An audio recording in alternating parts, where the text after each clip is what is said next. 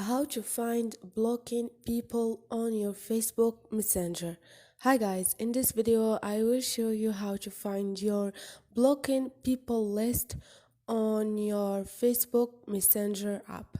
It's so easy and quick, so let's start.